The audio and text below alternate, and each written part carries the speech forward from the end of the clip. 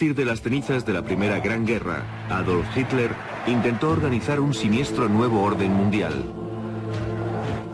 que sería dirigido por una hipotética raza de superhombres arios. Para lograrlo se sirvió de un reinado de terror como jamás el mundo había conocido. Son muchos los que opinan que los nazis reanudaron la práctica del ocultismo que había permanecido latente en Europa durante miles de años. En la actualidad existen documentos que prueban que sus creencias estaban basadas en una degeneración de antiguas tradiciones paganas, una deformación de las batallas míticas entre las fuerzas del bien y del mal, y un viaje terrorífico a un mundo regido por místicos, locos y asesinos.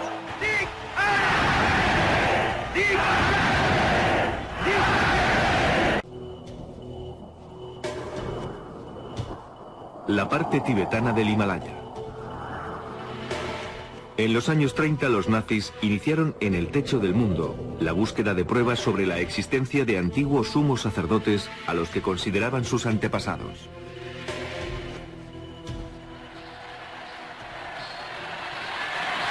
La creencia nazi en estos antepasados tenía como fundamento el establecimiento de las bases de una nueva religión en Alemania, una religión con Adolf Hitler como sumo sacerdote.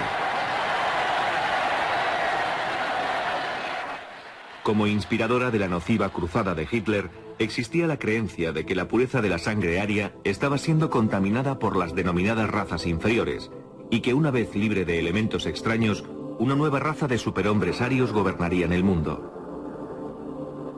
Esta era la interpretación nazi de antiguos mitos, en un culto al creador que se remonta a miles de años en el pasado.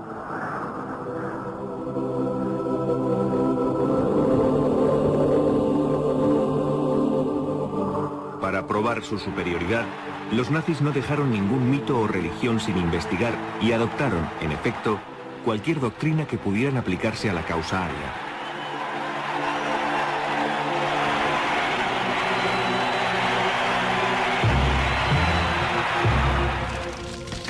Como fundamento de esta nueva doctrina, Hitler necesitaba eliminar a las otras religiones rivales.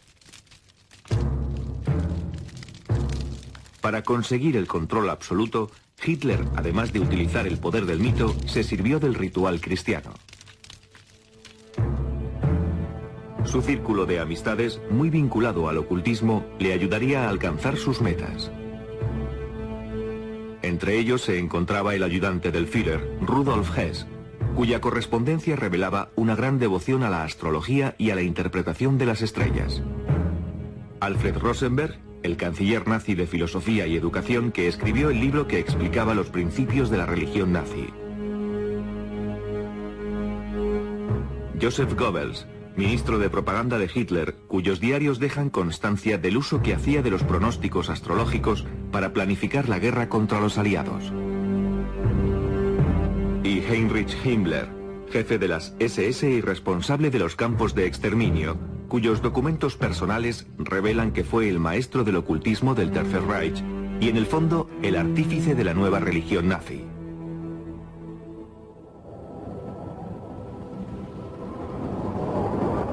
Esta nueva religión estaba basada en una misteriosa leyenda ancestral que contaba la historia de un continente situado en algún lugar del Atlántico Norte, habitado por una raza de seres superiores que habían perdido la gracia cayendo en el mal y el vicio.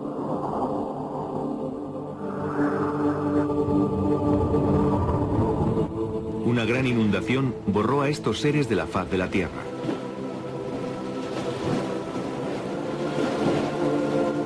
Pero antes de ser destruidos por completo, algunos sacerdotes escaparon en barca, llegando al fin hasta la India y las cimas del Tíbet.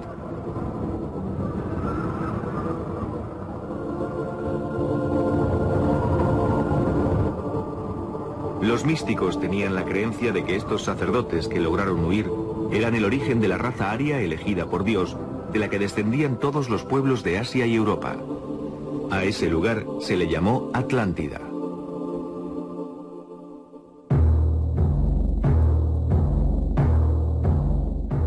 Algunos místicos germanos sostuvieron que la leyenda de la Atlántida era una historia auténtica y probaron que los arios fueron el pueblo elegido, descendiente de los seres superiores de la Atlántida, que habían perdido sus poderes al mezclarse con simples mortales.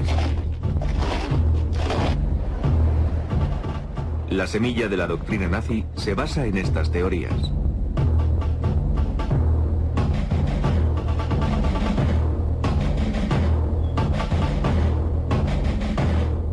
El jefe de las SS, Heinrich Himmler, un acérrimo nacionalista, fue el encargado de probar que los pueblos germánicos eran los descendientes de la raza superior aria.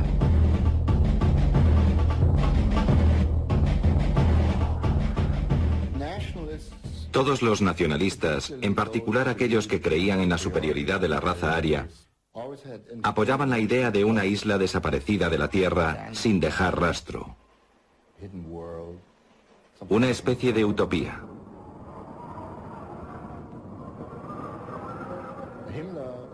Hitler centró la búsqueda de esa raza superior en el Tíbet, la raza superior de la Atlántida, como a Hitler le gustaba llamarla, cuyos descendientes podrían aún seguir viviendo en las montañas del Tíbet. Himmler creía en la autenticidad de la misteriosa leyenda de la Atlántida, que los míticos seres superiores de aquella isla al final habían conseguido llegar desde el Tíbet al norte de Europa y que sus descendientes eran los nórdicos o razas arias. Alemania.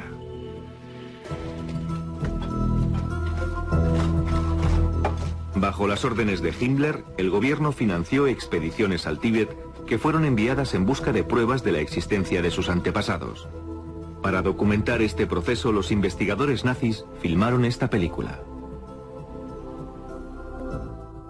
Una vez terminada la guerra, en 1946, durante un interrogatorio llevado a cabo por el ejército norteamericano, un científico de las SS que había dirigido una de las principales expediciones al Tíbet describió así su primer encuentro con Himmler. Himmler hizo alusión a su creencia de que la raza nórdica no había evolucionado, sino que había descendido directamente del cielo para asentarse en el continente desaparecido y que antiguos emigrantes de la Atlántida habían fundado una gran civilización en Asia Central.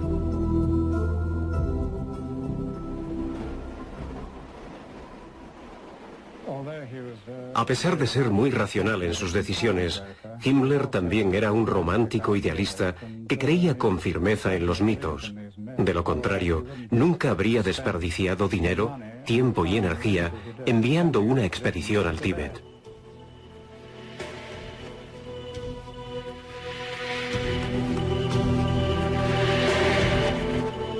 Las poblaciones del Tíbet fueron sometidas a una completa inspección por los investigadores nazis, que trataban de encontrar lo que el partido dio en llamar rasgos físicos arios, frente estrecha, largos miembros y facciones angulosas.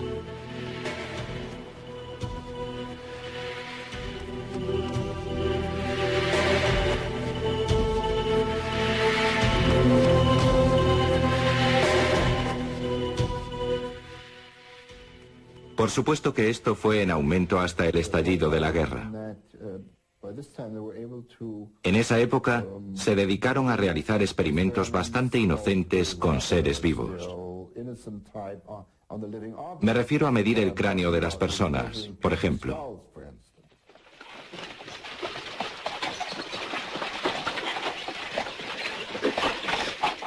La búsqueda de pruebas que demostraran la superioridad de la raza aria pronto se convirtió en un acto criminal.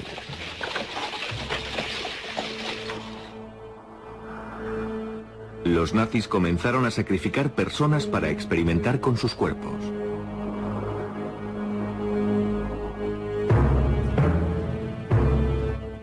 Estaban convencidos que una vez probado que sus antepasados eran dioses, solo quedaría un paso para volver a crear a través de la reproducción selectiva esa raza de superhombres arios.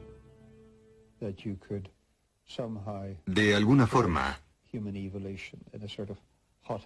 intentaban forzar la evolución humana a través de una especie de semillero, seleccionando los padres de un niño, repitiendo más adelante el proceso con sus descendientes, hasta lograr por fin reproducir al superhombre profetizado por las teorías del ocultismo.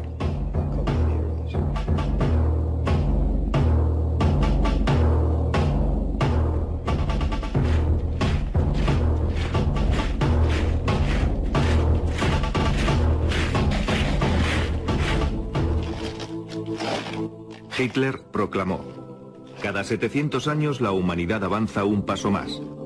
Su principal objetivo es el advenimiento de los hijos de Dios. Todas las fuerzas creadoras se unirían para formar una nueva especie que sería infinitamente superior al hombre moderno. Lo único que debían hacer los arios para recuperar sus poderes mágicos era volver a purificarse, logrando de esta forma restablecer su identidad original de hombres dioses.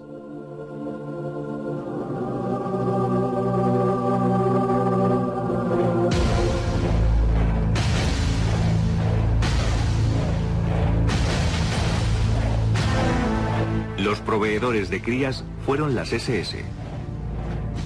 Himmler solo reclutaba a los más fuertes, a los mejor dotados y a los jóvenes que consideraba más apuestos.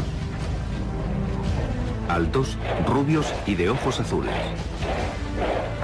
Estos futuros guerreros debían estar bien educados y pertenecer a familias de pura raza aria.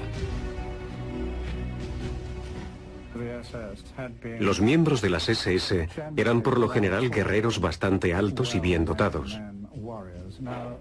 Himmler había decretado que los aspirantes a las SS debían tener una altura de 1,80 m.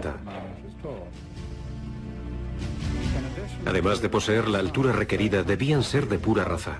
Estos oficiales tenían que demostrar que desde 1750 no había existido mezcla alguna que dañara la pureza de su ascendencia germánica.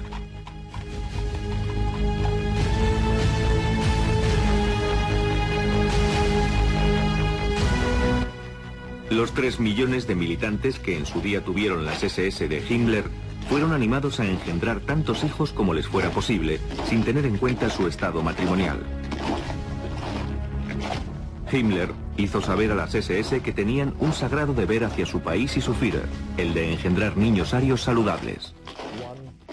Una de las ideas de Himmler tenía que ver con la poligamia. En efecto, la única forma posible para crear con rapidez esa raza superior era el establecimiento de esa práctica, de manera que los hombres de las SS pudieran tener más de una esposa.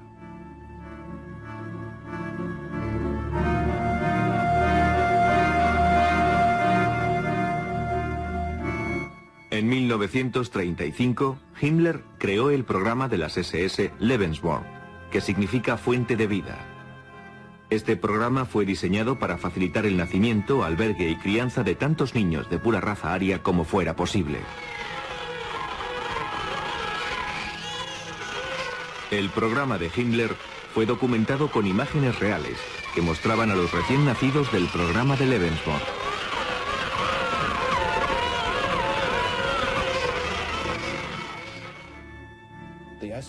De hecho, el programa Lebensborn facilitaba a las jóvenes los servicios de los sementales de las SS.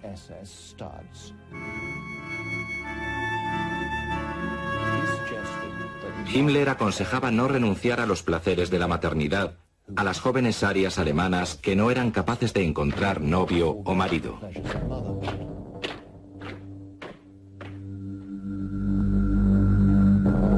De acuerdo con la política del Lebensborn, un hijo ilegítimo no constituía una deshonra, siempre y cuando la madre cumpliera los requisitos genéticos. Se creía que la única función de las mujeres consistía en engendrar niños, cuyos descendientes, según el partido nazi, se convertirían en dioses. Se calcula que 11.000 niños Lebensborn nacieron entre 1935 y 1945. La mayoría de estos niños nunca conocieron a sus padres.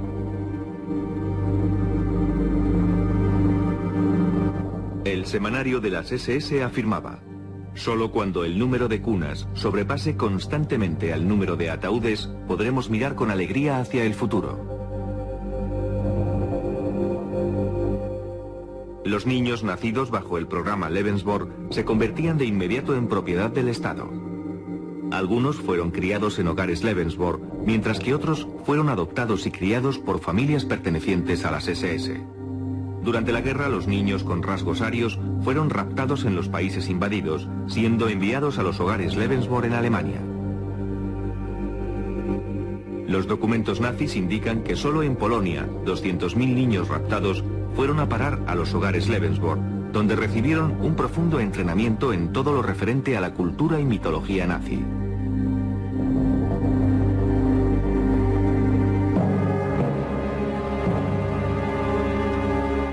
Mucho antes de la llegada de Hitler al poder, esas ideas fueron creciendo en un escenario ya de por sí racista. A principios del siglo XX existían muchas organizaciones en Alemania y Austria que combinaban la ideología racista con la práctica del ocultismo. Pero solo fue al finalizar la Primera Guerra Mundial cuando estas ideas se hicieron populares.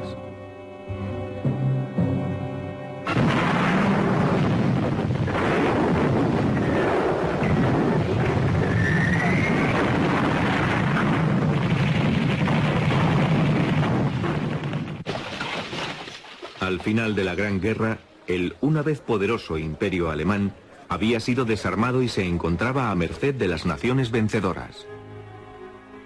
En las antes prósperas ciudades, los veteranos mutilados vagaban por las calles como fantasmas de otra época. Alguien que haya crecido en Berlín durante los años 20 recuerda un paisaje urbano repleto de mutilados de la Gran Guerra, carentes por supuesto de pensión o pertenencias, que sin piernas o brazos mendigaban por las calles. Era la gran miseria que reinaba en las ciudades.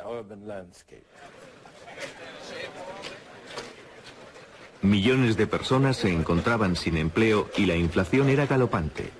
Con la recesión, el hambre y la pobreza se encontraban por doquier. He visto muchas manifestaciones antes de que Hitler subiera al poder. Enormes concentraciones causadas por el sufrimiento de la gente, el masivo desempleo que originaba la pobreza y los gritos reivindicativos como «dadnos pan, dadnos trabajo».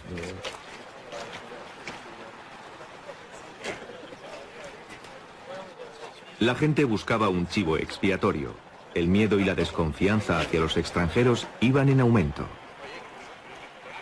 Ambos extremos del espectro político competían por conseguir la lealtad del pueblo alemán. Después de servir con honores en la Primera Guerra Mundial, Hitler fue destinado a Múnich. Allí su trabajo en el ejército consistía en infiltrarse en las organizaciones de izquierdas. Una misión cambió el curso de su vida. Se infiltró en la organización de un influyente club político llamado Partido Obrero Alemán. Pero lejos de ser la organización comunista que su nombre daba a entender, el partido resultó pertenecer a la extrema derecha. Hitler, atraído por lo que allí se decía, se unió a ellos y al final se convirtió en líder de la organización.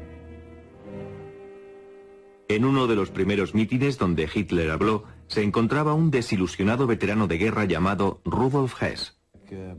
Cuando regresaba de uno de aquellos mítines, recobrado ya su ánimo, Rudolf Hess vio que Alemania podía volver a su antiguo esplendor y que él era la persona destinada a conseguirlo. Hess estaba convencido de que el ardiente orador que había tomado la palabra no era otro que el tan esperado Mesías profetizado en los círculos de ocultismo alemanes.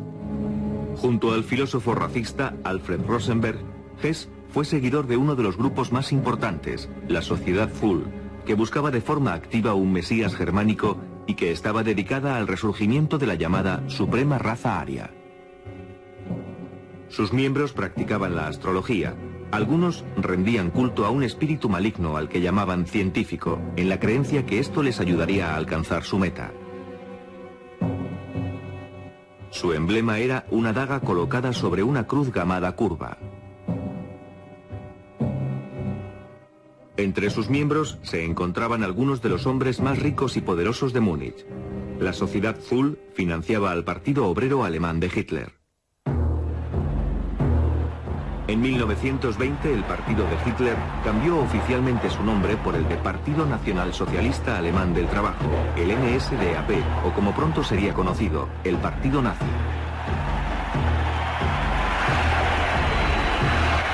Con Hitler como líder, el partido nazi creció con rapidez atrayendo a la gente con un delirante mensaje de miedo y vehemente oratoria. Él representaba al carismático y poderoso líder que todos esperaban desde la guerra. Como muchos alemanes y austríacos de la época, Hitler vivió en un entorno que por sí mismo ya era hostil al judaísmo. No era difícil encontrar esas ideas en publicaciones populares tales como Ostara, una revista de ocultismo declaradamente racista escrita por un renegado, además de monje retirado y místico llamado Lanz von Liebenfels. La revista Ostara sería un buen ejemplo para entender cómo Hitler pudo haber adquirido su racismo y antisemitismo, ya que incluso acudió a la editorial Lancet para obtener los números atrasados. De gran popularidad en la época, la publicación predicaba que los nórdicos, o razas arias, tenían mucho que temer de la gente cuya piel era más oscura que la suya, y señalaban a los judíos como los más peligrosos. Ostara afirmaba que los judíos estaban impidiendo a los arios ocupar su legítimo lugar como soberanos del mundo. Una lucha eterna que se remonta a tiempos bíblicos. Los titulares rezaban: ¿es usted rubio? Entonces está en peligro. Por lo tanto debería leer Ostara, una publicación para rubios y un movimiento para los derechos del hombre. La publicación daba una idea de lo que llegaría a ser el mundo nazi. Hablaba de la selección racial, del programa Lebensborn e incluso de los campos de exterminio. A partir de estas ideas, Hitler desarrolló teorías sobre la raza, que fueron más tarde influenciadas por el miembro de la Sociedad Thule, Alfred Rosenberg, el filósofo racista y ocultista, que más tarde llegaría a convertirse en la mano derecha del Führer en materia espiritual.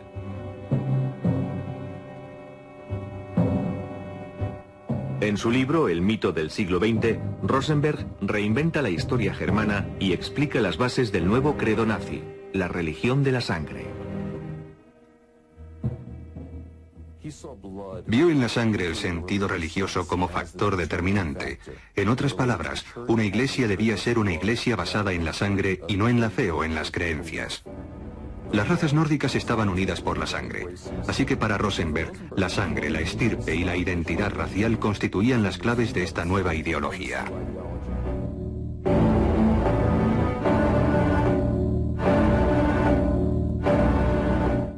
Rosenberg predicaba que la sangre era portadora del alma de la raza.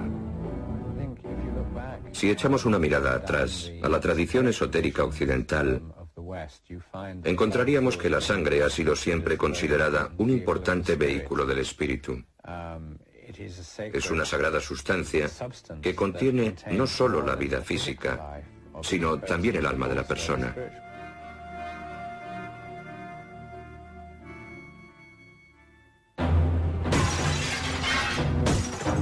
La mitología nórdica reemplazó a la Biblia cristiana como fundamento de la nueva religión nazi. En un desfile organizado por Rosenberg, que fue captado por el cine, los nazis celebraron su recién concebida versión de la cultura aria y su historia.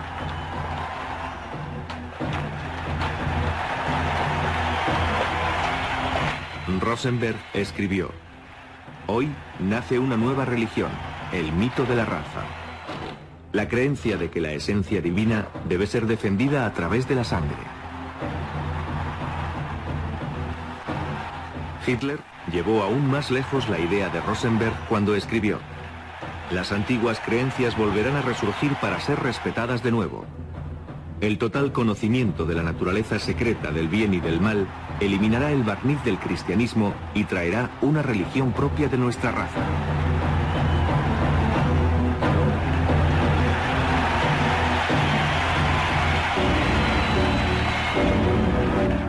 Como símbolo de la nueva religión, Hitler eligió la esvástica.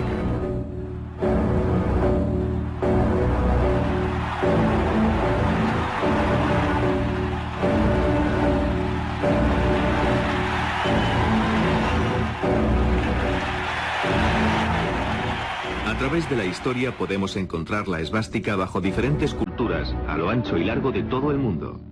Desde tiempos remotos fue el símbolo de la buena suerte en China y en la actualidad continúa siendo un emblema religioso en el hinduismo y el budismo. Estaría presente en los escudos nazis como protección mágica y también guardaría relación con los no cristianos, en el sentido que representa el martillo de Thor, el dios del rayo y el trueno. De alguna forma, una especie de dios patriótico. Entre los vikingos, la esvástica representaba el sol ártico, adorado a través del culto pagano como portador de vida y buena fortuna. Para Hitler, la esvástica tenía un significado diferente. Escribió: en la esvástica vemos representada la lucha del hombre ario por alcanzar la victoria.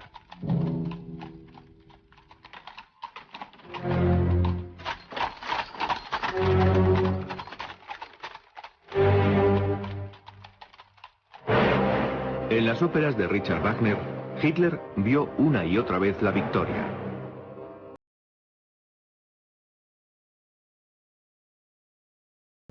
Los caballeros andantes, las aventuras épicas de tradición teutónica, la mitología nórdica de guerra y las fuerzas del bien y del mal eran tramas comunes en la cultura germánica. Wagner escribía para estas historias la voz más triunfante.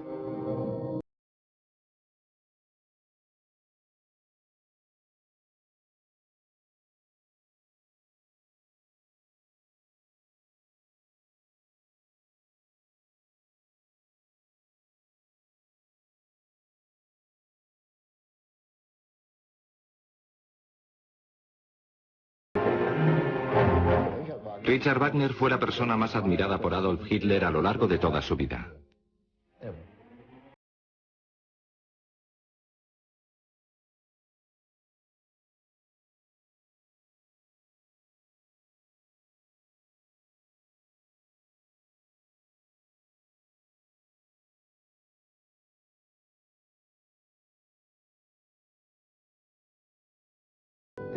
La música actuaba como si fuera una droga, eliminando por completo el intelecto, la capacidad de crítica.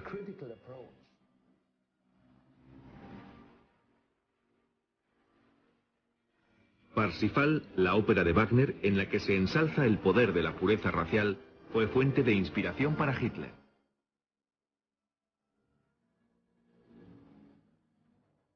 Se trata de una antigua historia épica que relata la búsqueda del Santo Grial. De acuerdo con la leyenda, el Santo Grial era una copa mística que contenía sangre sagrada y concedía poder ilimitado a quien bebiera en él.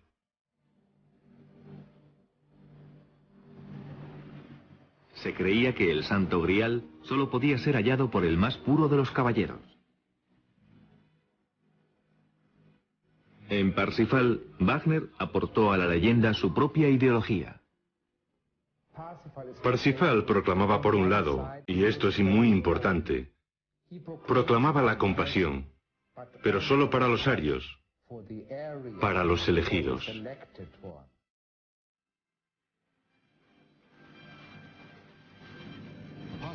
Parsifal era un símbolo clave en la imaginación de Hitler. A menudo hablaba de restablecer la religión de Parsifal.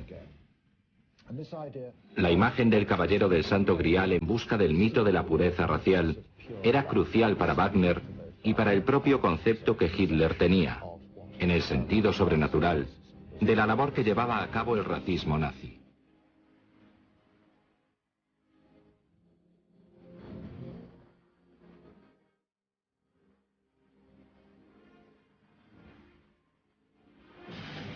En 1938, Hitler encargó su propio retrato ataviado de caballero.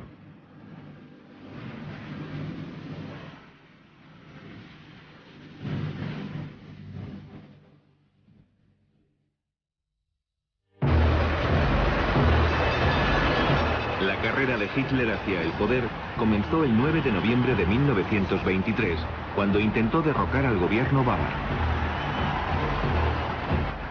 Al frente de un ejército privado conocido como los Camisas Pardas, lanzó un ataque sorpresa sobre una cervecería en la que se reunían los miembros del gobierno. Con Hess y Rosenberg de su lado, Hitler anunció presuntuosamente la formación de un nuevo gobierno.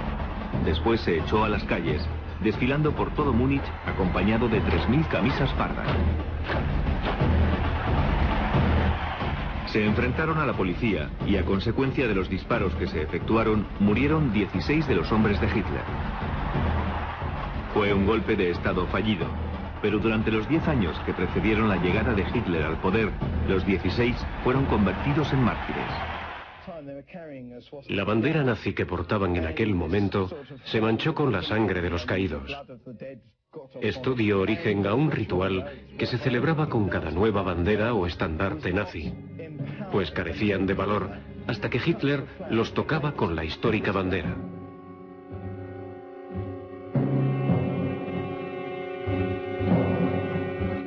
La sangre nazi alcanzaba el simbólico poder sagrado, santificada de modo ritual en una ceremonia denominada la consagración de la bandera teñida en sangre. De esa forma, esa especie de poder mágico atribuido a la sangre de los caídos era así transmitido a cada bandera nazi.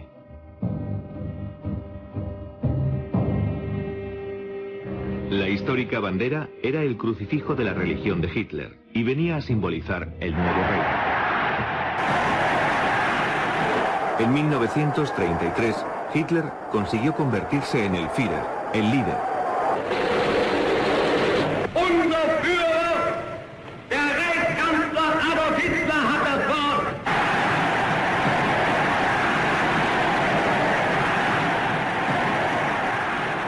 Un título que llevaría la connotación religiosa de el ungido o incluso el Mesías.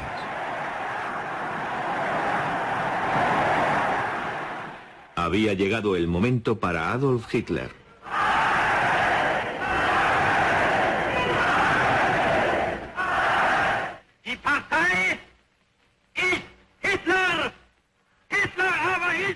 Hitler es el partido. Hitler es Alemania. Y Alemania es Hitler.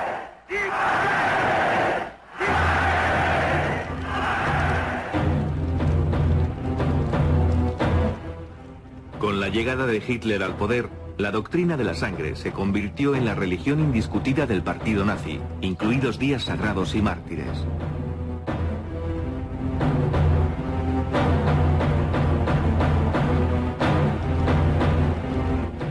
Goebbels, el ministro de propaganda nazi, organizó un ritual en honor de los 16 héroes nazis que dieron su vida por el Reich. Los resucitaron y después alcanzaron la vida eterna. Goebbels aseguró que todos los alemanes participarían en el acto. La ceremonia sería radiada y se escucharía a través de altavoces situados en las esquinas de las calles de todo el país. Parte del mensaje decía: la noche de la muerte está en camino. A la medianoche el místico ceremonial representaba el nacimiento del Reich. Lucharon, murieron y salieron victoriosos. Así fue como se fundó el primer Reich.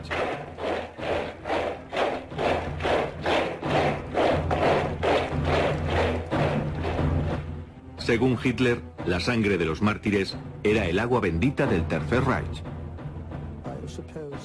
Supongo que la mayoría de los movimientos tienen sus propios mártires y que a los que murieron en 1923 se les consideró como tales.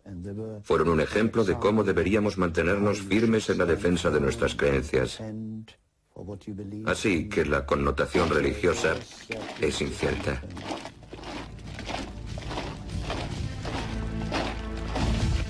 Los primeros mártires del Reich llegaron a ser conocidos como los 16 inmortales.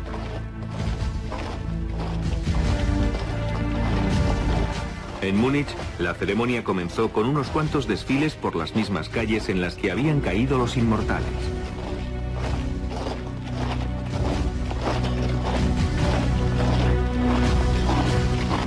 A la cabeza del desfile portaban la bandera teñida de sangre.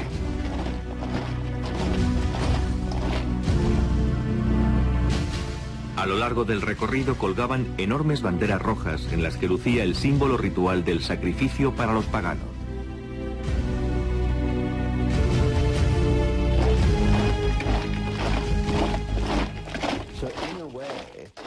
Así que, en cierta forma, podemos ver que se trata de una imitación de la procesión de Semana Santa en Jerusalén, que sube hasta la iglesia a través del Vía Crucis.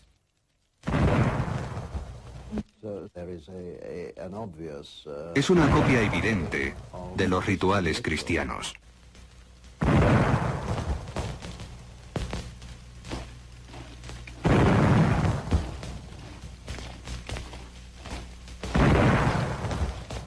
Los cuerpos de los 16 héroes fueron sepultados en un edificio conocido como el Feldenhall o el Templo del Honor.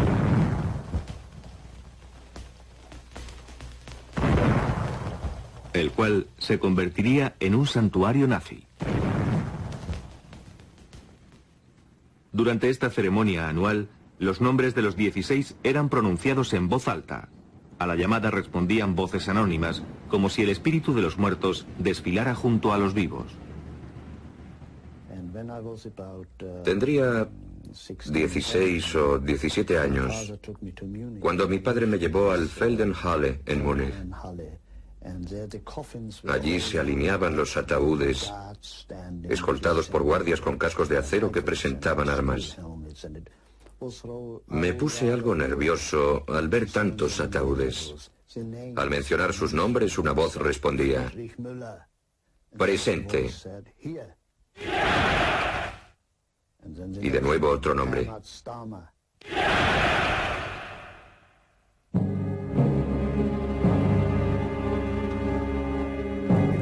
Antes de la ceremonia religiosa.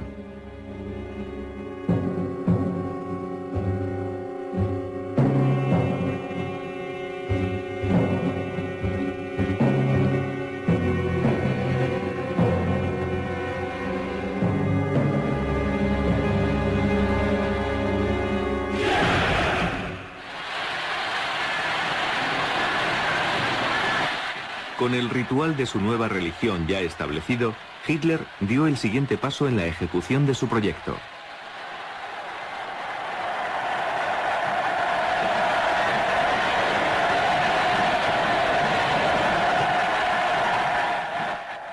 Hitler escribió: «La fuerza sin ninguna base espiritual está condenada al fracaso».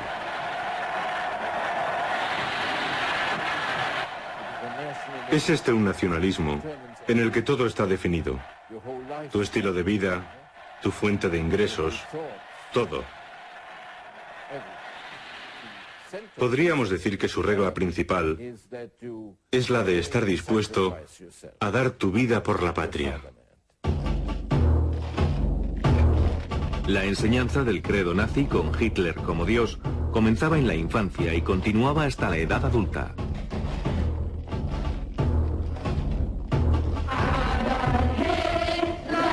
Adolf Hitler es nuestro salvador, nuestro héroe. Es el ser más noble de toda la tierra. Por Hitler vivimos. Por Hitler daremos la vida. Hitler es nuestro Señor.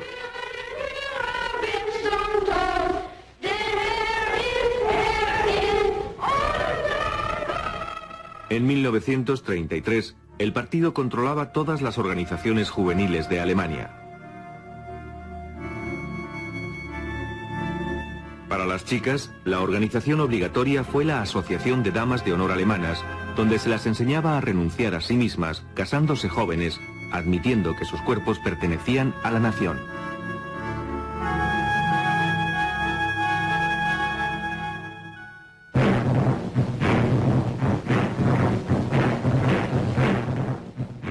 A los 10 años, los chicos se convertían en miembros de la Organización de Jóvenes Alemanes. A los 14 se integraban en las juventudes hitlerianas y a los 18 ingresaban en el partido nazi.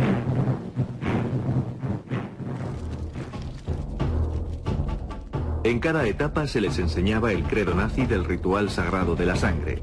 la superioridad racial y la total fidelidad a Hitler, llevada incluso hasta la muerte. Pertenecí a las juventudes hitlerianas hasta que cumplí los 18. Nos enseñaron, y yo creía en ello, que era importante luchar por nuestro país y, si fuera necesario, dar la vida por él.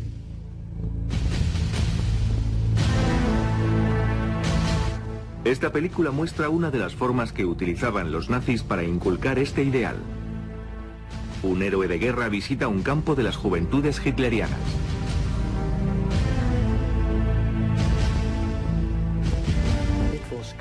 Era estupendo que te dijeran que pertenecías a una raza superior, a la más importante nación de la Tierra. Yo creía que por ser alemán, que la sangre germana que corría por mis venas me hacía superior a los demás.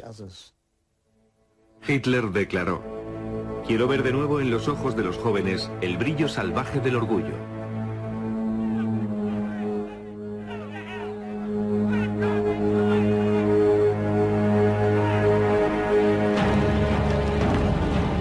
Las juventudes hitlerianas coreaban la canción de la muerte. Se nos entrenó para hacer frente a los avatares de la guerra. Nuestro derecho era morir como héroes. En otras palabras, se nos decía que un joven de 17 años debía considerar que podían reclamarle ese sacrificio y que debía estar dispuesto a dar su vida por el Führer y la patria. No eras nada. Lo único que importaba era el país y la raza. A los 18 años, los cadetes se entregaban al Führer al pronunciar el juramento sagrado. Juro... Todos teníamos que repetir el juramento con el brazo en alto y la mano extendida. Servir al Führer, al pueblo y a la patria. Servir al Führer, al pueblo y a la patria. Haciendo retumbar el lugar. Hasta la última gota de nuestra sangre. Hasta la última gota de nuestra sangre.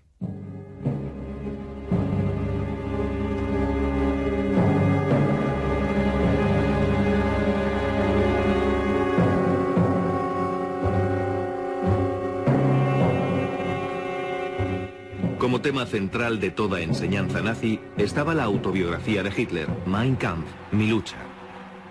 En ella define la filosofía de su proyecto para 100 años de régimen nazi. Mein Kampf se convirtió en la Biblia nazi. Creía que era el libro más importante que jamás se había escrito. La Biblia no era nada comparado con él. Aún hoy soy capaz de citar sus palabras, y eso que lo leí hace más de 60 años. Junto con Mein Kampf, los principios de la religión de la sangre comenzaron a establecer las bases de la política nazi. Se promulgaron leyes de esterilización obligatoria. Incluso los arios eran investigados para detectar enfermedades hereditarias. Las dolencias, que iban desde la tuberculosis y la epilepsia hasta el alcoholismo y la depresión, eran motivo de esterilización automática. Más de 400.000 alemanes sufrieron esa suerte. Hitler pensó que impedir que las personas con retraso mental propagaran sus defectos a través de la reproducción era una exigencia lógica, y su eliminación sistemática representaba un acto de humanidad.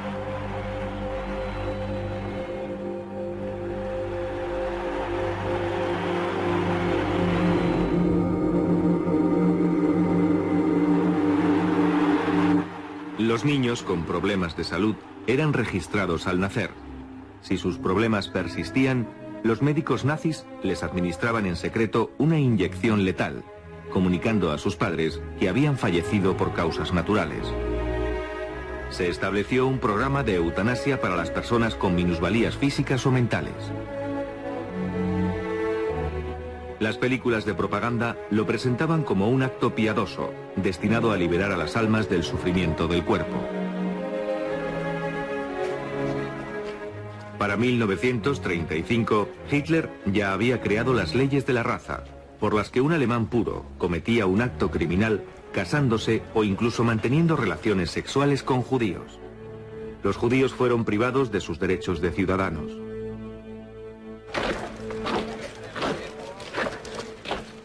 Pero lo peor estaba por llegar. La purificación de la sangre aria apenas representaba una parte de los diabólicos planes de Hitler. La finalidad era despejar el camino para llegar a la última etapa de la evolución humana y garantizar la llegada del milenio ario. Los nazis tenían la sensación de que aún quedaba un obstáculo: la existencia de los no arios, precisamente. Comienzas esterilizándolos. Entonces te das cuenta de que el proceso es demasiado lento y acabas por asesinarlos en las cámaras de gas. Algo rápido, eficaz y barato.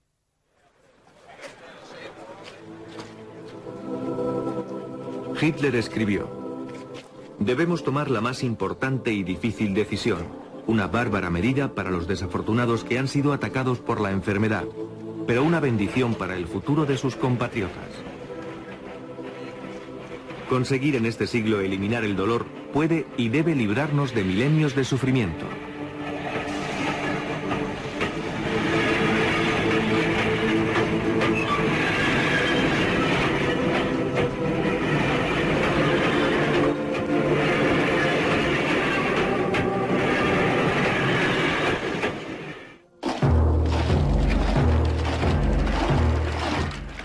La idea de que unos pocos deberían ser eliminados en beneficio de la mayoría llegó incluso a alcanzar a las SA, las camisas pardas de Hitler.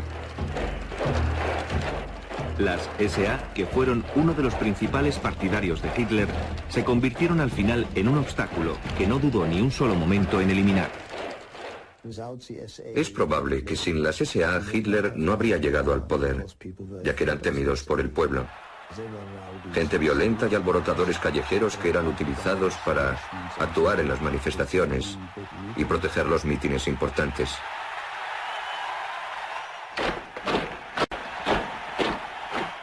La clase media y el ejército llegaron a temer a los camisas pardas.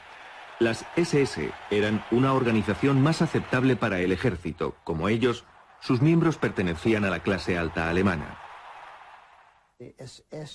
La mayoría de los miembros de las SS eran profesionales, doctores, abogados, etc.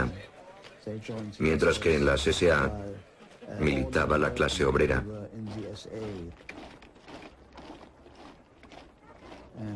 Ambas organizaciones se rechazaban mutuamente. Los militares ofrecieron su apoyo total a Hitler si éste eliminaba a las SA.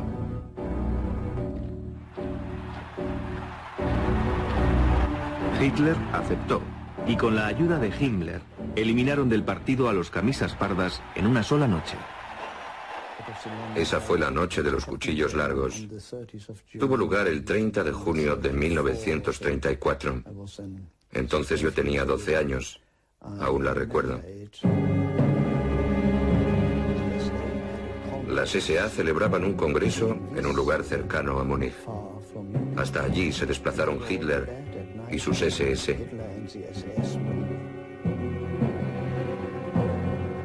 Los cabecillas de las SA fueron rodeados y ejecutados con tal rapidez y rudeza que muchos murieron sin entender lo que sucedía. Se dijo que al caer, algunos seguían gritando Heil Hitler. Después de la purga de las SA, Himmler transformó a las SS en una organización militar de élite.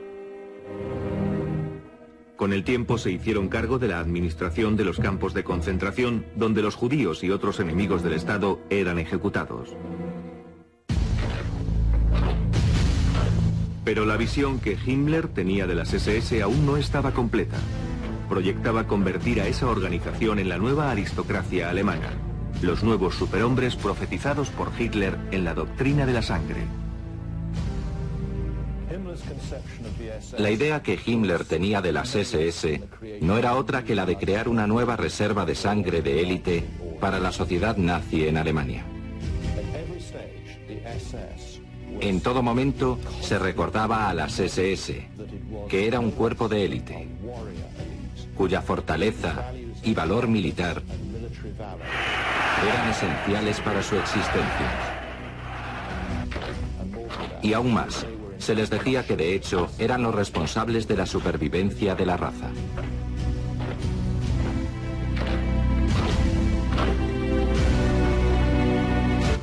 Himmler nació católico, pero en la época en que conoció a Hitler ya era un convencido ocultista. Después de tanto tiempo, nos resulta difícil comprender cómo un hombre, creyendo en Dios, se une de repente en Alemania a un maestro a un exterminador. Pero en realidad ambas cosas guardan relación, por supuesto. Lo que intentaba hacer era extirpar las fuerzas que, según él, habían corrompido a Alemania y así recuperar la pureza de sangre de los antepasados. Himmler trajo un abanico de singulares influencias al diseño de las SS, incluido el hinduismo.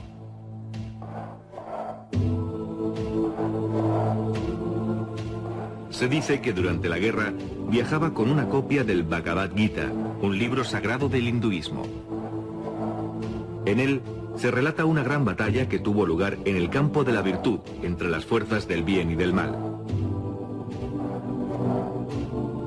La creencia hindú en la reencarnación y su rígido sistema de castas eran del agrado de Himmler. Servía de perfecto modelo para la organización guerrera nazi que gobernaría al mundo. En la actualidad, los historiadores afirman que Himmler se creía la reencarnación del rey Hendrik, un líder germánico de la Edad Media que impidió a los eslavos invadir Alemania. Mientras los nazis se preparaban para invadir el este de Europa, Himmler creía que había llegado el momento de realizar su destino cósmico, que las SS habían regresado a la patria para llevar a cabo una simbólica cruzada. En la noche del 1 de julio de 1937, para conmemorar los 1000 años de la muerte del rey Hendrik, Himmler preparó un gran funeral en la catedral de Quedlinburg, junto a la tumba del monarca, el lugar donde originalmente se levantaba el castillo del gran rey. Acompañados por una música solemne, Himmler y un grupo de altos oficiales de las SS portando una antorcha conducían la procesión hasta la cripta. Una vez allí dirigían las oraciones y la meditación.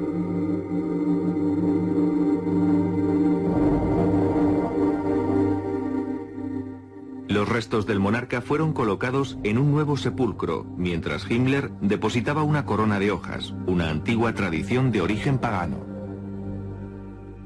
Himmler elogiaba al hombre que creía haber sido en el pasado. Mientras sellaban el sarcófago, juró completar la misión del rey, conquistando las tierras al este de Alemania.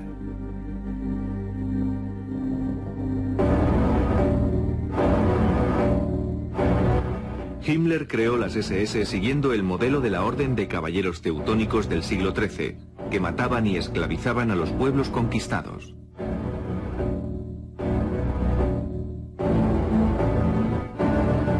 El paralelismo con las prácticas de la Alemania nazi era evidente.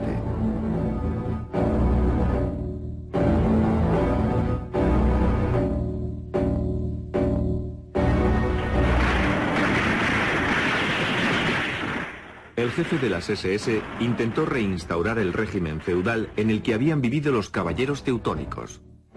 A medida que nuevas tierras eran conquistadas, cada oficial de las SS tomaba posesión de una propiedad feudal. La gente del lugar podía ser asesinada o enviada a trabajos forzosos.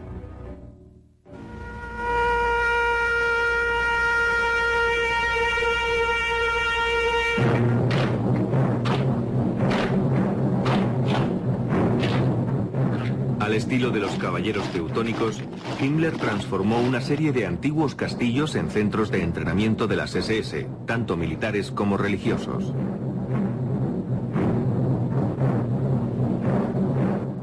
Aquí, los reclutas eran iniciados en los métodos de los llamados sacerdotes guerreros.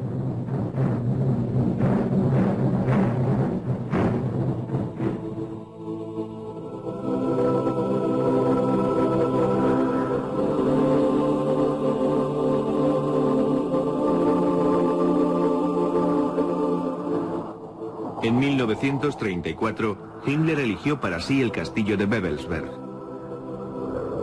que se convirtió en lugar sagrado para lo más selecto de la élite de las SS.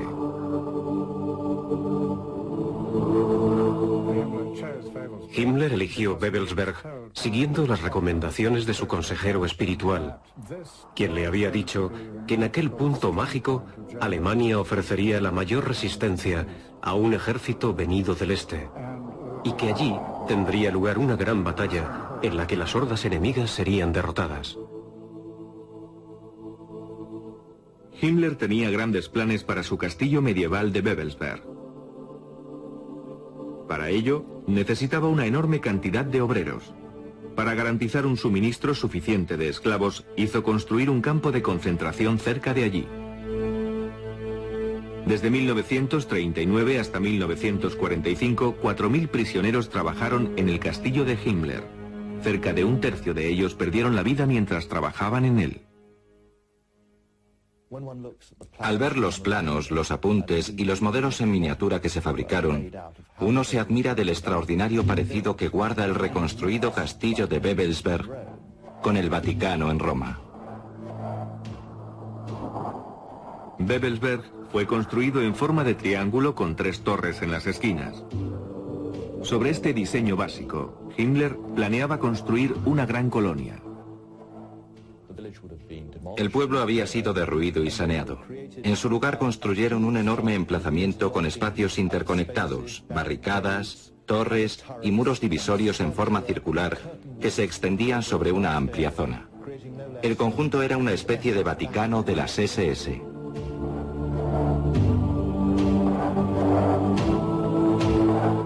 Fue en la Gran Torre Norte donde se concentrarían los planes de Himmler para hacer de Babelsberg un centro mágico de las SS. En la base de la torre, Himmler construyó una cripta.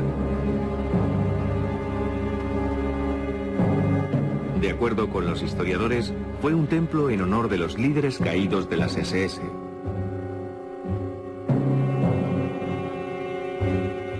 La curvatura del techo creaba una especial acústica y en el centro de la sala ardía una especie de llama sagrada.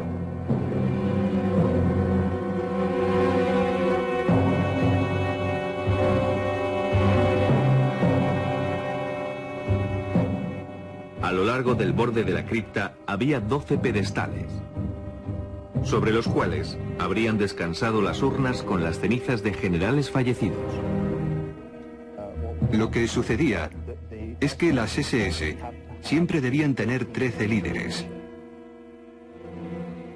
En consecuencia, cuando un general fallecía era ritualmente incinerado y sus cenizas colocadas en una urna. Entonces su lugar era ocupado por un nuevo general.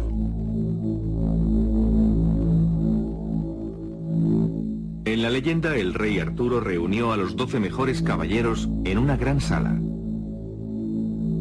En la versión de Himmler, se creó la sala de los líderes supremos de las SS, situada en una sala sobre la cripta. En ella podía reunirse con los 12 altos oficiales de las SS.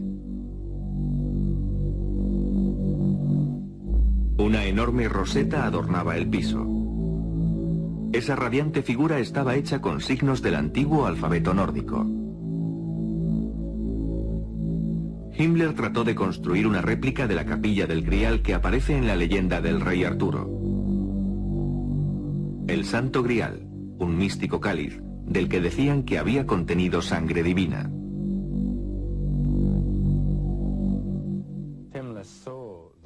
Himmler vio al Grial como un objeto pleno de esoterismo o poderes ocultos y creía que la posesión de ese objeto les permitiría ganar con facilidad la guerra. Para Himmler, la sangre divina del Santo Grial no era otra cosa que pura sangre aria, y creía que poseía poderes mágicos. Su consejero más cercano sobre el Grial fue el arqueólogo Otto Rahn. Obsesionado a su vez con la leyenda del Grial, Rahn creía que había sido escondido en las cuevas del sur de Francia. Himmler se sintió atraído por los conocimientos de Rand sobre el ocultismo y su larga búsqueda del Grial. Una vez en el círculo íntimo de Himmler en Babelsberg, Rand continuó la búsqueda del Santo Grial, pero ahora como caballero del partido nazi. Himmler financió en persona las expediciones de Rand, algunas de las cuales se centraron en una región próxima a Montsegur en el sur de Francia. En aquel lugar estuvo situada la gran fortaleza de los cátaros, la herética secta acusada de prácticas satánicas que fue expulsada de la Iglesia en el siglo XIII. Allí existía y aún existe una arraigada creencia que decía que los cátaros eran poseedores del secreto del Santo Grial y que justo antes de la caída del Consejo de Montsegur, 3 caballeros de la Orden de los Cátaros escaparon por la muralla, llevando consigo algo de gran valor. Con el tiempo, la leyenda afirmó que fue el Grial, o su secreto, lo que fue escondido en un laberinto de cuevas. Las expediciones de Rand también tuvieron lugar en Alemania. Una carta registrada que Rand envió al cuartel general de las SS parecía indicar que el explorador creía estar próximo a realizar el largo sueño de su vida. Para que mi trabajo tenga éxito, debo inspeccionar en persona el lugar. En primer lugar, debo ir a las ruinas de Wildenberg, el castillo alemán del Santo Grial. En este momento se llevan a cabo las excavaciones. Heil Hitler.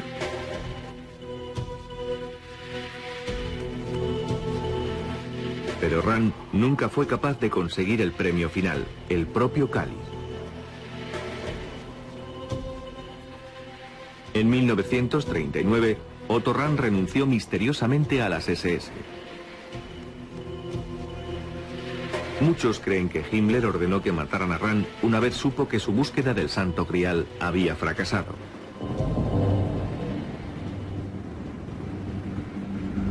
Dos meses más tarde fue encontrado muerto en los Alpes austríacos. La causa de su muerte sigue siendo desconocida.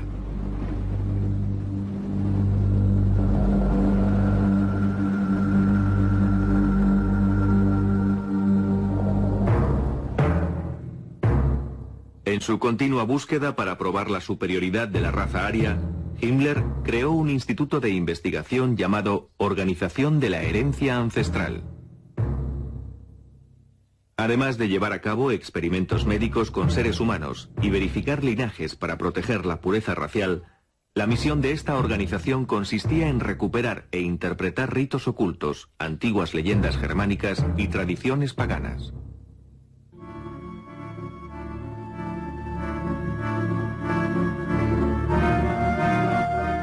Esta película nazi muestra uno de esos rituales. Unas jóvenes danzan alrededor del símbolo nórdico de la guerra y el orden divino.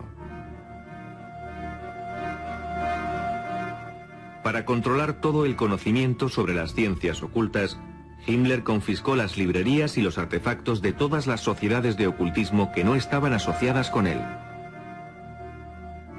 incluidas las sociedades secretas, tales como la masonería, que los nazis tachaban de organización secreta creada por los judíos para conspirar contra el pueblo alemán.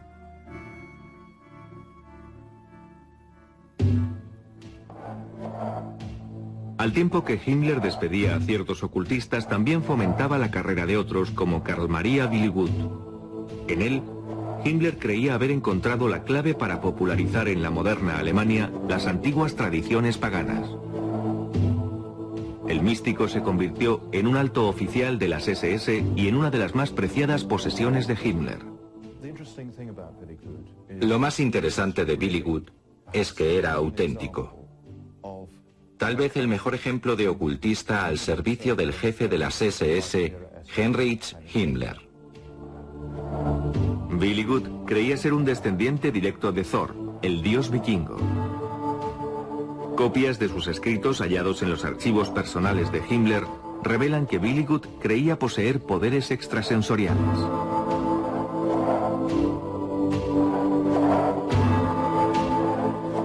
Un documento titulado Los 9 Mandamientos de Dios estaba firmado por Willigut y visado por Himmler.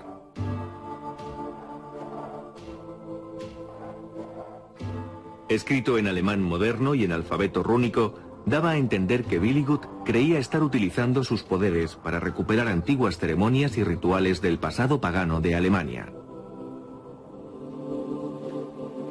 De acuerdo con una leyenda nórdica, el alfabeto rúnico utilizado por Willigut fue entregado a los hombres por Odín, el dios supremo de la mitología vikinga.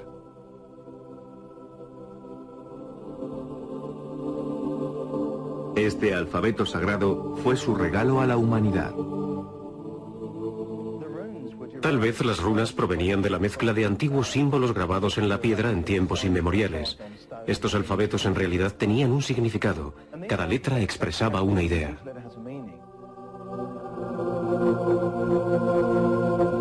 La runa Agal ofrecía al portador protección del enemigo. La runa Odal, especial relación con el clan o la tribu. La runa Tyr, victoria y orden mundial. La runa Sig, el sol o la energía triunfadora. Estos símbolos aparecían en todo el mundo nórdico en objetos tales como lanzas, escudos y sobre los barcos vikingos. Alfabeto de antiguos magos y sacerdotes, las runas eran consideradas herramientas místicas para decir la buena aventura, deshacer encantamientos e invocar a los espíritus mágicos. Interpretar las runas era equivalente a leer el tarot. Se echaban y se leía la particular combinación que las runas habían formado.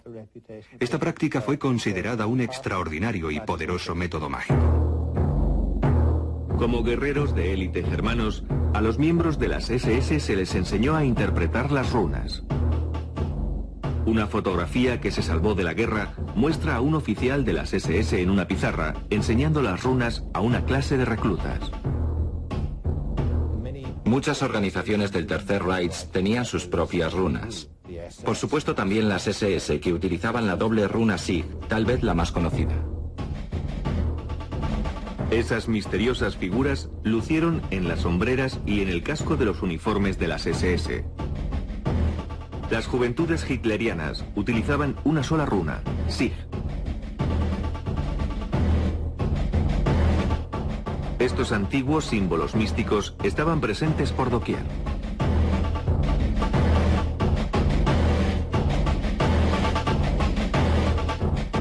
Sirviendo a los alemanes de constante recordatorio de su pasado pagano. Al recluta de las SS, tras haber superado su entrenamiento, se le tomaba juramento. Si era un oficial, recibía una daga de las SS, que era una especie de cuchillo de caza con el símbolo de las SS, la esvástica y el águila germana sobre su empuñadura negra. Era un bien muy preciado. Grabadas en la hoja de la daga se leían las palabras: mi honor es la fuerza. Los hombres de las SS recibían la daga en una solemne ceremonia. Todos los miembros de las SS llevaban el anillo de Sigmund. Pero a sus más cercanos colaboradores, la élite de la élite, Himmler en persona, entregaba el anillo con la calavera de la muerte. Un antiguo oficial de las SS de alto rango aún recuerda la ceremonia. El anillo llevaba grabado tu nombre en el interior. En mi caso decía: a mi querido Herbert, Heinrich Himmler. Se supone que esto representaba la estrecha relación que existía entre Himmler y las SS. En un discurso que dio a los oficiales de las SS, Himmler decía: no olvidéis nunca que somos una orden de caballería de la que ninguno se puede retirar, que entramos en ella por derecho de sangre y a la que pertenecemos en cuerpo y alma.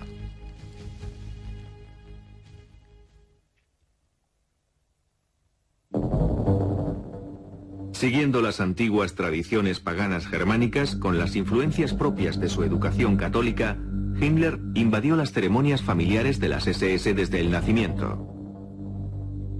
Existe una foto tomada en una especie de capilla nazi destinada al bautizo de niños, que muestra una escena en un altar de las SS, con un retrato de Hitler ocupando el lugar del crucifijo, donde un niño está siendo presentado a la comunidad de guerreros germanos.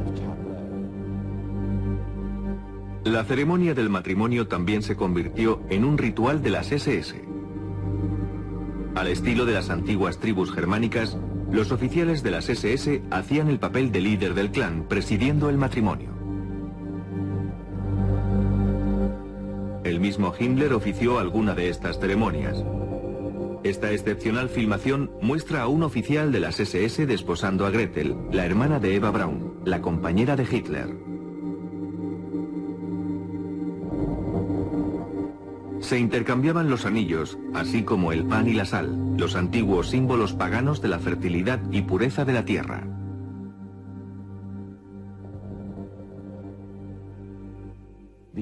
Estas ceremonias rituales tenían lugar para implicar a la comunidad pagana a la que pertenecía cada miembro de las SS y su pareja. El año nazi estaba marcado de fiestas extraídas del antiguo calendario germánico. El Festival de Mayo, que al inicio celebraba la fertilidad, fue transformado en una exaltación al nacionalismo y al poder militar. Hitler dijo: "Y en este día 1 de mayo, por todo el país se celebra la resurrección del pueblo alemán, fruto de su eterna lucha interior".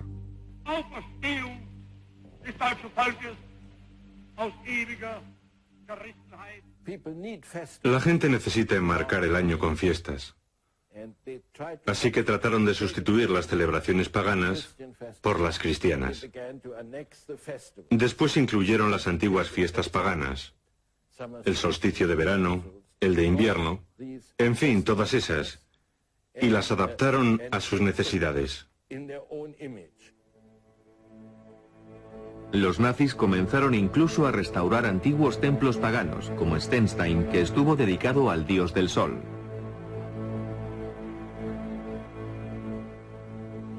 En Stenstein, durante el solsticio de verano, un rayo de luz entraba por la ventana iluminando un punto del altar.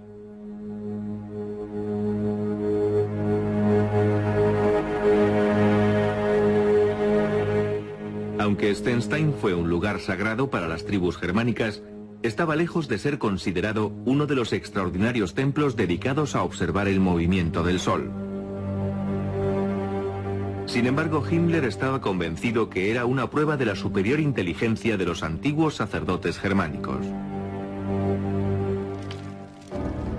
En la Alemania nazi, la celebración del solsticio de verano se convirtió en rito de moda. Según la tradición, esta celebración era una fiesta dedicada a la vida y a los poderes del sol.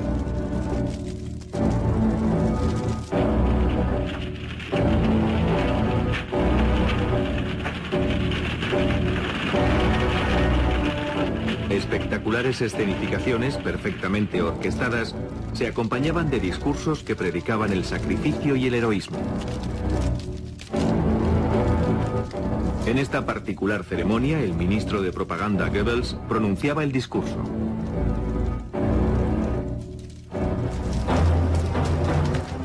En el tiempo antiguo, la ceremonia de las hogueras simbolizaba el regreso del sol. En la Alemania nazi, significaba un tributo al Führer.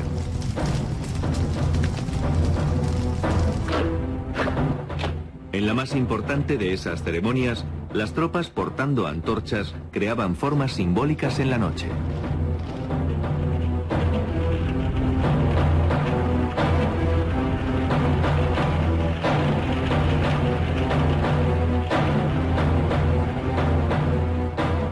Al finalizar el año, durante la larga noche del solsticio de invierno, se honraba a los caídos por Alemania. Himmler manifestó en un discurso: "El solsticio de invierno no solo representa el fin del año, también es la fiesta en la que recordamos a nuestros antepasados, donde el individuo toma conciencia de su insignificancia e intenta estar siempre alerta, permaneciendo unido a la eterna cadena de su linaje con auténtica humildad".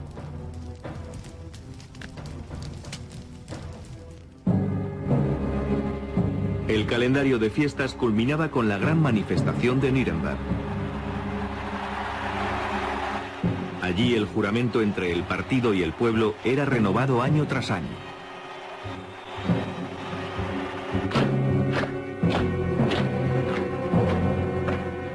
Decenas de miles de nazis uniformados unían allí sus fuerzas.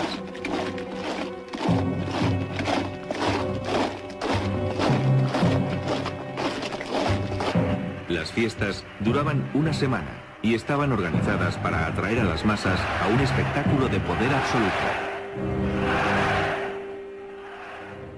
Todas las religiones tienen sus propias ceremonias. Los nazis tenían la suya, el ritual de las masas.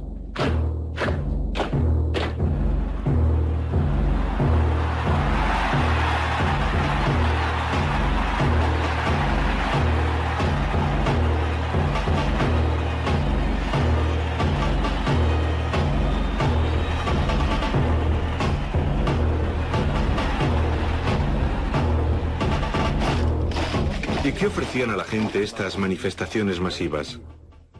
Cuando el comerciante abandonaba su solitaria tienda y se unía a la masa enardecida, entonces se sentía alguien, y eso le hacía feliz. Junto a los otros era feliz, se había librado de su soledad. Era maravilloso asistir a una concentración con todos aquellos uniformes. Existía una electrizante atmósfera mucho antes del comienzo. Se escuchaban los cánticos y de repente anunciaron la llegada del Führer.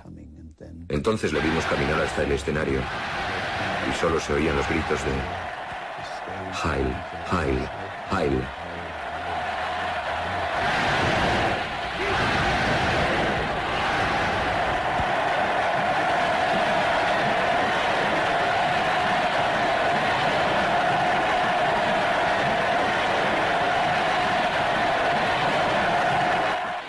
Al tiempo que el delirio nazi iba extendiéndose por toda Alemania, Hitler dejaba claro lo que esperaba de la nación. El partido es la cantera de donde surgirán los líderes políticos alemanes. Su doctrina será inalterable. Su organización será tan resistente como el acero. Sin embargo, tendrá la imagen de una orden sacerdotal.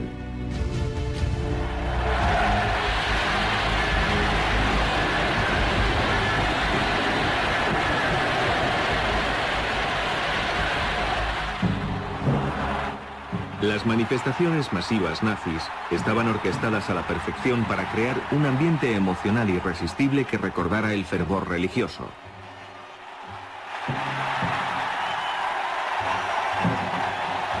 El motivo central de la ceremonia era Hitler.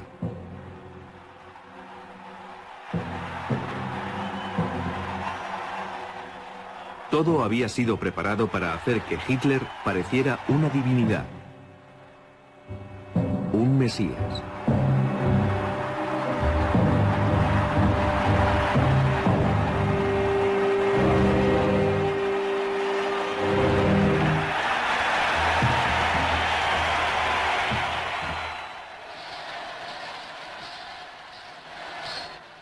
Habiéndose ganado el indiscutible favor del pueblo, Hitler estaba ahora preparado para dominar el mundo.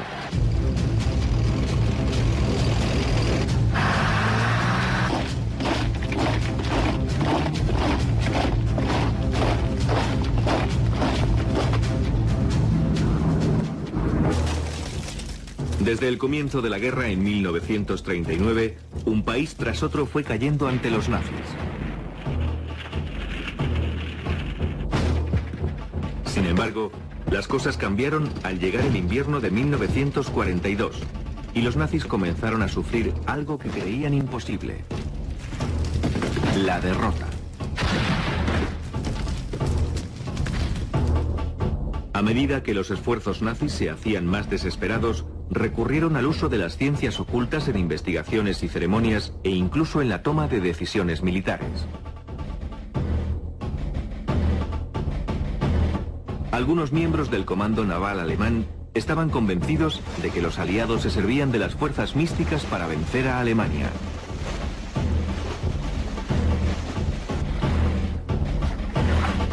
Creían que el éxito de los británicos en localizar y destruir los submarinos alemanes se debía al uso de las ciencias ocultas y que la mejor manera de combatirlo era utilizando el ocultismo como arma.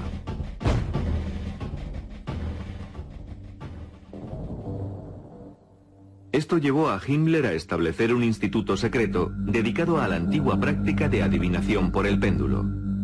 Sobre mapas del Atlántico Norte, los videntes hacían oscilar un objeto suspendido de una cuerda, intentando localizar la posición de los convoyes aliados.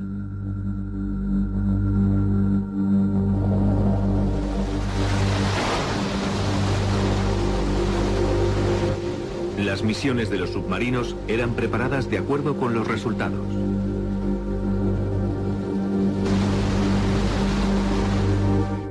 En esta carta escrita por Himmler, fechada el 12 de enero de 1943, refiere que las investigaciones radiestésicas y los entrenamientos habían logrado grandes progresos durante el año. La astrología y la predicción seguían siendo las ciencias ocultas más comúnmente utilizadas por los nazis, aunque fueron enfocadas de dos formas diferentes. Rudolf Hess y Heinrich Himmler creían con firmeza en lo oculto y lo utilizaban para tomar decisiones políticas.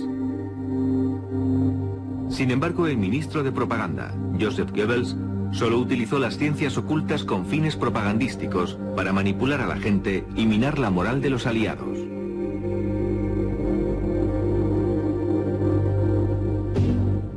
Goebbels pronto se dio cuenta de la existencia de una gran fuente de conocimiento místico, las profecías de Nostradamus, uno de los más famosos visionarios de todos los tiempos. Nostradamus completó su obra maestra en 1555. El libro hace sutil referencia a una crisis que tendría lugar en Gran Bretaña y Polonia en 1939, el año que los nazis invadieron Polonia. Esto sucedió cerca de 400 años después de que Nostradamus escribiera su libro.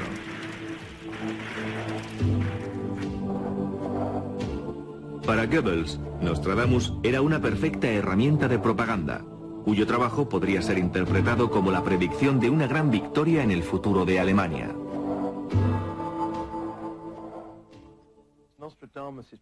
Las profecías de Nostradamus están escritas en cuartetas, que son poemas de 4 líneas.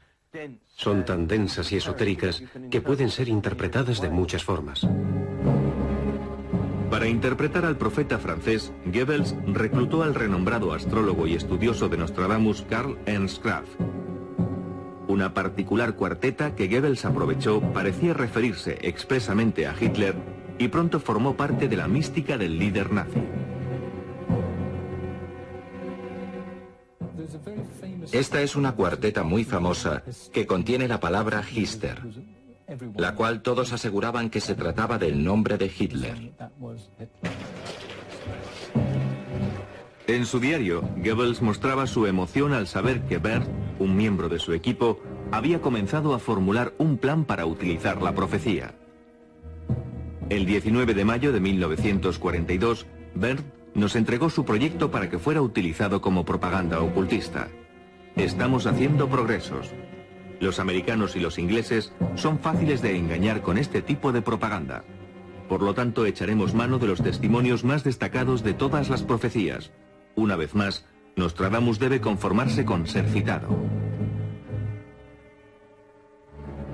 El uso de falsas profecías y engañoso misticismo con el único fin de influenciar al enemigo recibió el nombre de propaganda negra.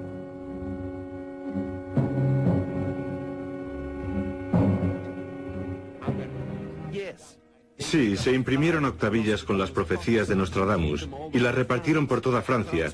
En ellas se decía que si Francia no capitulaba sería destruida.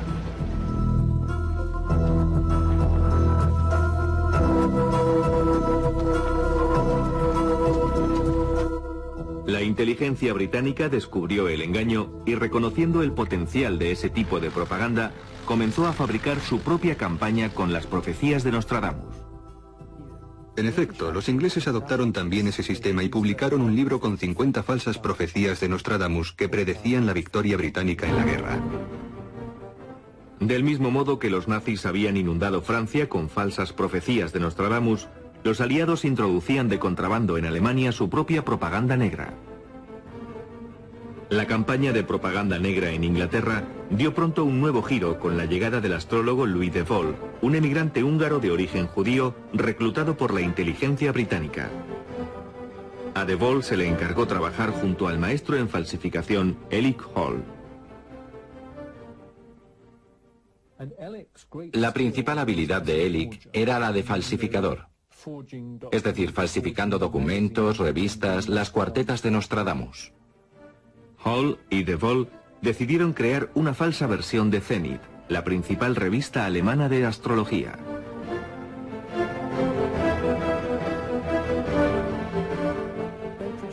En 1943 editaron 2 números de la revista en los que intentaban con sus pronósticos minar la moral de los alemanes. Por ejemplo, decían: tened cuidado con el 30 de junio, el aniversario de la noche de los cuchillos largos. La trama que estaba tras ese pronóstico consistía en implantar en la mente de los alemanes la idea de que las SS podían ahora ser desleales a Hitler.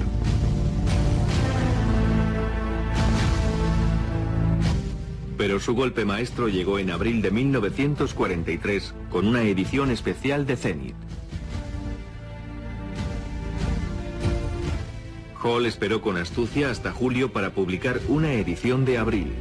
De ese modo, podía predecir sucesos que de antemano sabía que eran ciertos.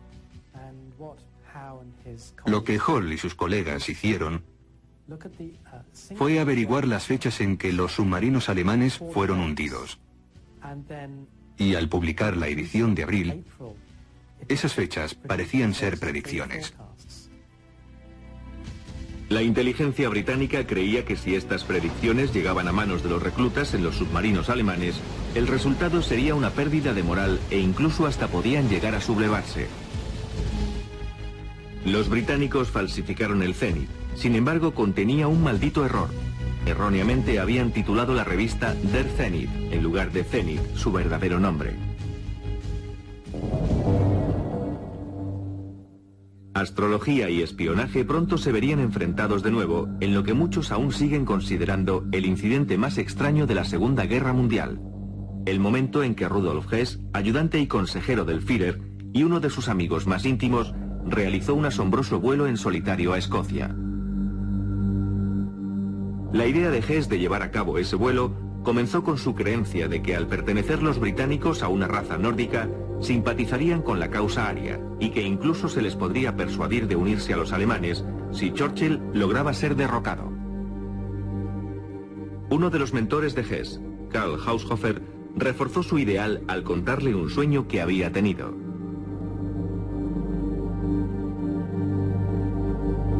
En su sueño había visto un castillo escocés, de cuyos muros colgaban tapices, y en el interior Hess caminaba trayendo la paz a Alemania y Gran Bretaña. Además de esta profecía, la astrología también jugó un importante papel en su decisión de efectuar el vuelo. Probablemente Rudolf Hess y Himmler fueron los 2 líderes nazis que estuvieron más interesados en la astrología. La defendían incondicionalmente. Ernst Schulte Strathaus, astrólogo y amigo personal del ayudante del Führer, leyó en el horóscopo de Hess una favorable disposición de los planetas. El 10 de mayo de 1941 se produjo un importante alineamiento astronómico. 6 planetas estaban en Tauro y había luna llena en Escorpión, justo en el lado opuesto del zodiaco. De acuerdo con la tradición astrológica, ese tipo de alineamiento puede producir importantes cambios en los acontecimientos. En consecuencia, no era descabellado pensar que el 10 de mayo de 1941 podía darle un giro a la contienda. Siempre han existido dudas sobre si Hess voló a Escocia basándose en consejos astrológicos. Sin embargo, hace poco se han hallado unos documentos que Hess escribió desde su confinamiento en Inglaterra, incluida una carta dirigida a su madre, donde le pide que legalice 2 documentos: un registro del sueño de Karl Haushofer y la lectura de su horóscopo por Schulte Strathaus.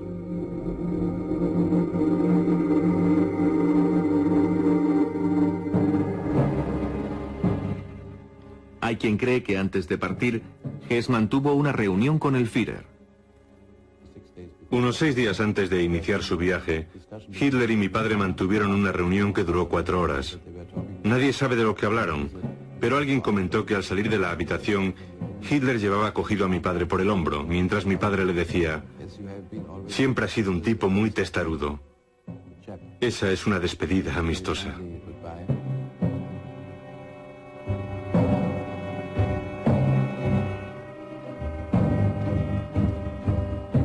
Sea lo que sea que hablaran Hitler y Hess, el caso es que el 10 de mayo de 1941, a las 5:45 de la tarde, Hess subió a un caza Messerschmitt y voló a Escocia. Tenía planeado reunirse con el duque de Hamilton, a quien había conocido por medio de Karl Haushofer. Hess esperaba servirse del duque para eludir a Churchill e intentar obtener la paz directamente con el rey de Inglaterra. Habiendo escrito varias cartas al duque antes de iniciar su misión, Hess esperaba un cálido recibimiento. Pero todas las cartas que había enviado a mi padre fueron interceptadas por el servicio secreto. Al entrar en el espacio aéreo británico, en lugar de encontrarse con una fiesta de bienvenida, Hess fue derribado por la RAF y se vio obligado a lanzarse en paracaídas. Se golpeó al saltar del avión, lesionándose al tomar tierra. Quería que le capturaran, pues creía que sería llevado directo ante mi padre, con solo decir que deseaba verle. Hess fue encontrado por una familia escocesa, esta que vemos en su granja, el lugar donde se estrelló el avión. Hess afirmaba tener un mensaje muy importante para el duque de Hamilton, pero al principio todos se negaban a creer que el hombre que había caído en sus campos fuera el ayudante del Führer del Tercer Reich. Mi padre fue informado de que un joven piloto había caído a tierra y que solicitaba una entrevista con el duque de Hamilton.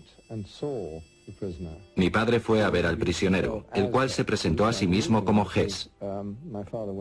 Fue algo divertido porque la tarde que mi padre fue a ver a Churchill, el gran hombre estaba descansando viendo una película de los hermanos Marx. Churchill se mostró algo incrédulo y sus palabras fueron: ¿me está diciendo que ha caído en nuestras manos el ayudante del Führer? Y cuando mi padre le contestó, podría ser el caso, Churchill dijo: bueno, se trate o no de Hess, yo voy a seguir viendo la película de los hermanos Marx. La extraña reacción de Churchill al vuelo de Hess sigue sin tener explicación. Gran cantidad de información sobre lo acontecido en mayo de 1941 permanece aún en los archivos de guerra británicos, clasificada como secreta.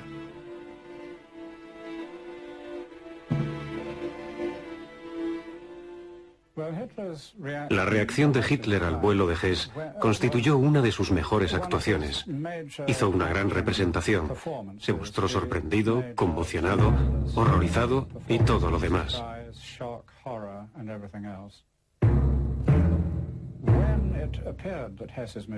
Cuando se supo que la misión de Hess había fracasado, entonces apareció toda la propaganda. Que Hess estaba loco, que había actuado solo, que estaba alterado, que le faltaban un par de tornillos. Hitler culpó de lo sucedido a los astrólogos de Hess. En respuesta, el Ministerio de Propaganda nazi promulgó un edicto llamado Acción Hess, que prohibía la práctica pública de cualquier ciencia de ocultismo, incluyendo la astrología. Esto trajo como resultado un mayor control sobre las actividades de los astrólogos, quienes un mes más tarde fueron al fin fichados en una redada en cumplimiento del edicto Acción Hess. Todos los astrólogos importantes que estaban fichados fueron detenidos e interrogados. Karl Kraft, el hombre que proporcionó a Goebbels una de las más importantes interpretaciones de Nostradamus, así como una impresionante cantidad de aciertos en los pronósticos astrológicos, sufriría como castigo la pena capital, según se supo por un colega suyo. Eduard Kalik fue un prisionero político que hizo amistad con Kraft durante su estancia en un campo de concentración.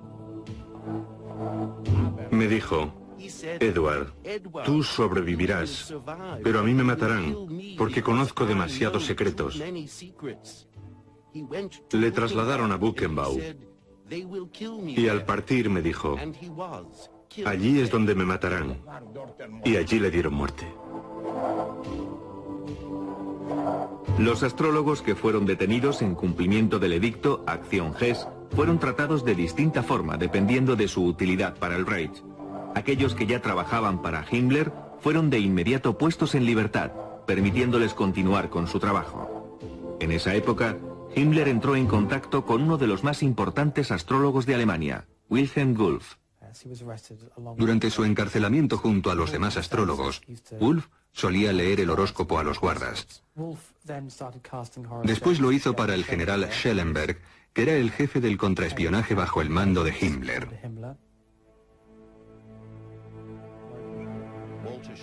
Walter Schellenberg era el jefe del servicio secreto político, parte integrante de las SS. Era mi superior y mi amigo. Schellenberg no creía en la astrología, pero se sirvió de ella. Cuando Schellenberg quería discutir algún asunto con Himmler, le decía que un astrólogo había predicho algo al respecto.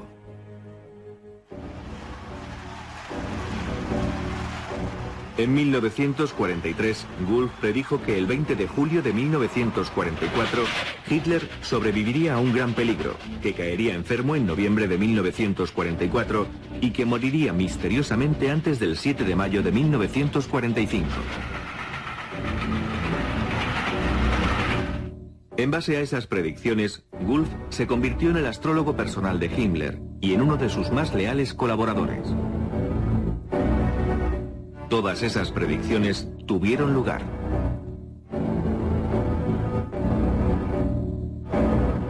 En un interrogatorio de los aliados, una vez terminada la guerra, Schellenberg admitió haber utilizado a Wulff en beneficio propio. Creía que la influencia de Wulff le ayudaría frente a Himmler.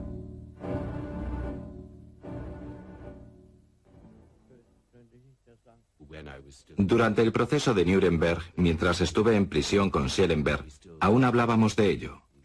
Él se sentía muy orgulloso de que Wilhelm Wulff hubiera podido influenciar a Himmler. De acuerdo con el testimonio de Schellenberg, la idea de un golpe de Estado obsesionó a Himmler durante las últimas semanas de la guerra.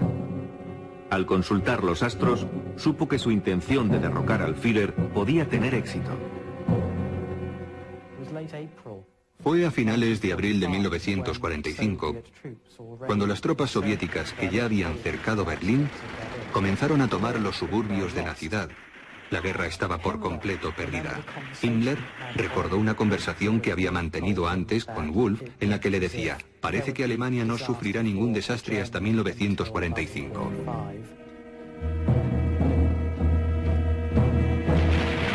Al leer la carta astrológica de Hitler, Wulff observó que la disposición de los astros indicaban su caída.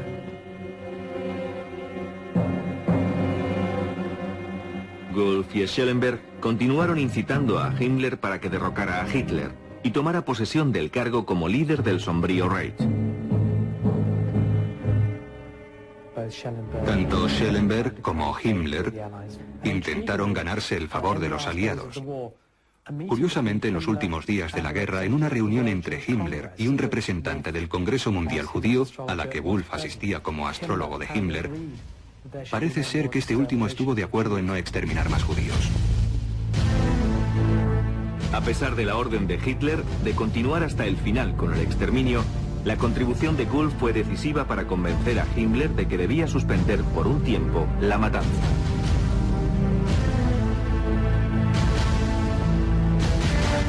Habiendo tomado esa decisión, parecía que Himmler estaba dispuesto a dar el golpe de Estado. Pero al final, el temor y su lealtad al Führer le impidieron hacerse con el poder.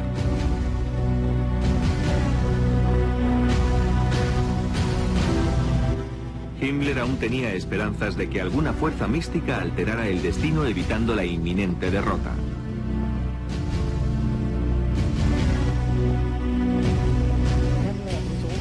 Himmler estaba muy interesado en el paralelismo que existía entre lo sucedido a mediados de los 40 y los anteriores periodos históricos.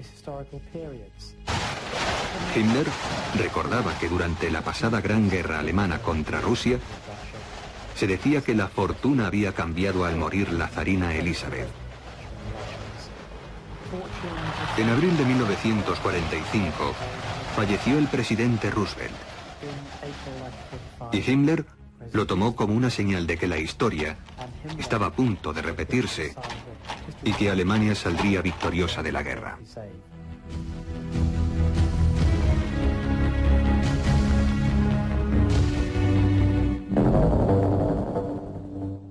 Dos semanas más tarde, Goebbels, acompañado de toda su familia, descendió con Adolf Hitler al búnker privado del Führer. El 30 de abril de 1945, Adolf Hitler y su compañera, Eva Braun, se suicidaron. Goebbels envenenó a sus 6 hijos y después disparó contra su esposa y contra él mismo. Disfrazado de soldado raso alemán, Heinrich Himmler casi logró escapar. Fue arrestado por los británicos, pero durante un reconocimiento médico mordió una cápsula de cianuro que ocultaba en la boca. A las 11:04 de la noche del 23 de mayo de 1945, el jefe de las SS, que había puesto a las fuerzas sobrenaturales al servicio de la gloria aria, había fallecido. En noviembre de 1945, varios altos cargos nazis fueron llevados a juicio por los aliados en Nuremberg.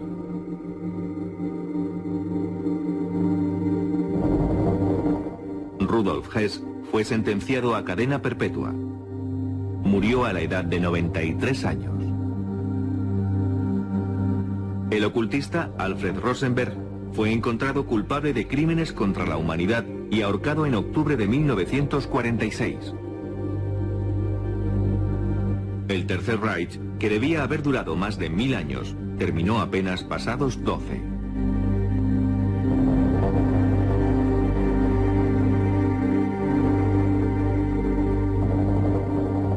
Hubo cerca de 50 millones de muertos.